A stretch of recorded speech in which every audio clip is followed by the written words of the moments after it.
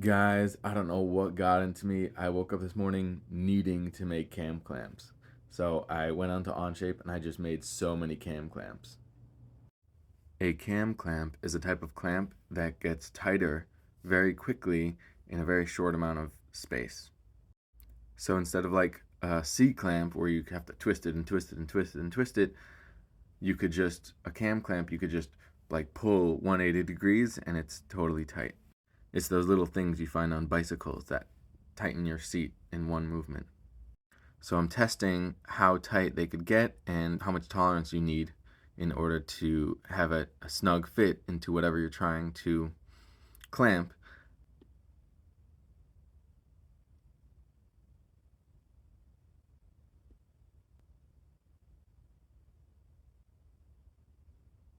This is what repetitive 3D design looks like.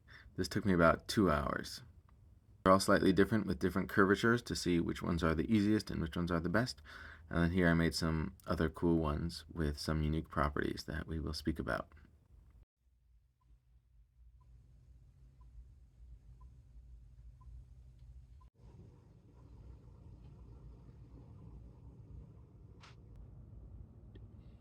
So this is going to take about an hour to 3D print.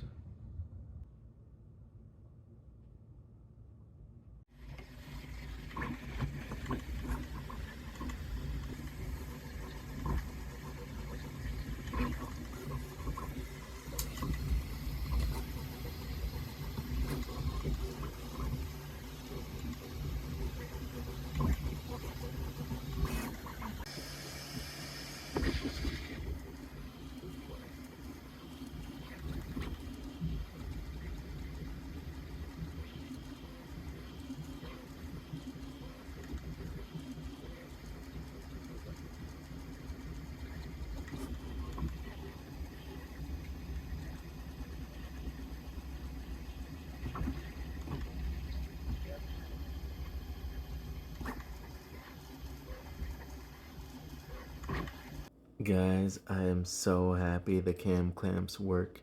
This is so cool. First try. This is awesome. I am so happy.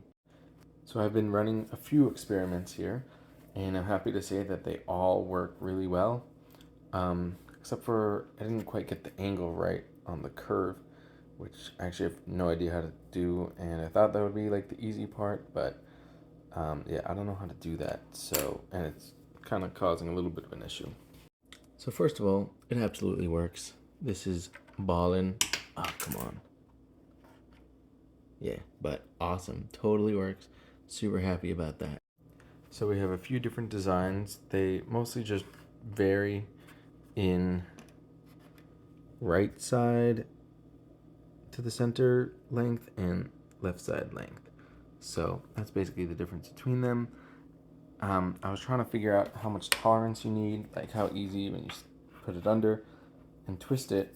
Oops, when you put it under and twist it, how much tolerance do you need to get it under? And the least I did was 0.2 millimeters, and I'm happy to say that they all worked really, really well.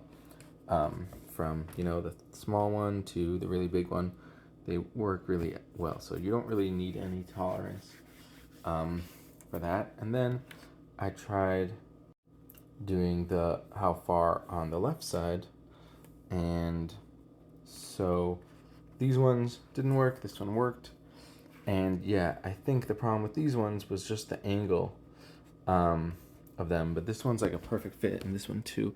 It's a perfect fit. You see how it's like perfectly tight, and the tip is touching it. And these ones, they don't really work. They just kind of like slide backwards, which makes me think about that the angle is the problem, which is something I need to fix, because cam clamps, yeah, kind of like the whole point of cam clamps is that no matter what angle, if it's tight, it'll always fit. So yeah, that's the pretty big fail, which was, I thought, the easy part.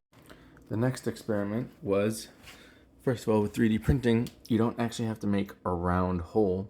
A round shaft. It could be, half round, which worked out perfectly well and fits in really well with the hole it's supposed to go through. Meanwhile, the actual hole is totally round. That's because the pressure point is on the round part, not on the flat part. The next interesting thing is that you don't actually need a full hole. You could just have this kind of hole. And again, the pressure part is at the top, so you could slide it. And this way you could just kind of slide it in. And because the top of the hole is at the part that's where the pressure is at, it's never going to fall out. Yeah, because it's pushing against the pressure of the clamp. And just this one, before we get to the cool ones, this one it's a round shaft, but instead of there being a hole, there's just a triangle. And again, since the center of like pressure is right pushing into the triangle, it's not going to fall out from the sides, which is pretty useful if you didn't want to have a hole in something. You could just have a dent, or you could just 3D print a dent onto something, which could be useful in some cases. This one is one of my favorite ones. These are just different variations of basically the same thing. These ones don't have any handle. They just have a quarter insert, and that also fits a key. I'm gonna have to show you guys, but basically you could just put this in, use the quarter, twist it up, and then take the quarter out and just leave it there, and it'll be clamped, and it'll take up very little space, very little like eye-catching things. No one's really gonna notice it, and no one's gonna hit it by mistake, and it's not gonna be sticking out like this thing. Yet it's still totally easily adjustable, and if someone wanted to move it a little bit or take it out, you just stick a quarter in and twist it. Yeah, this one ended up being a major test failure because I can't actually twist it. But if I do it with my finger, you could see that it works super well. And this one is actually super interesting because I don't know if you could tell, but the top kind of flattens out.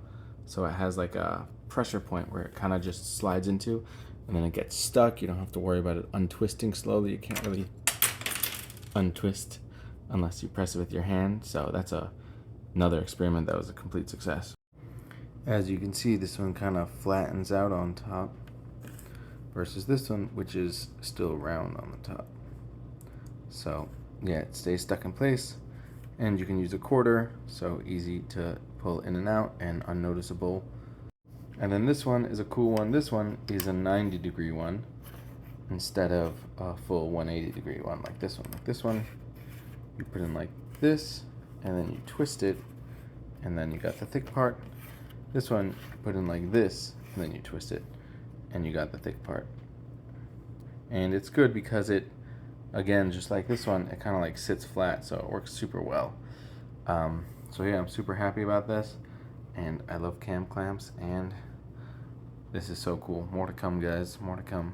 Okay guys, real quick, here's how you make cam clamps. First, you exit the sketch, you go up here, you go to Helix. Then you just select axis. Instead of start angle, you do start point, and instead of height, you do end point. And you click on the make connector, and make sure you got it in the middle there. Start point, end point, boom, 0.75, and then boom, there you got your cam clamp. And then unfortunately you can't extrude that, so you go back here, click fill, select all the lines, I added this, and then boom, you have that right there.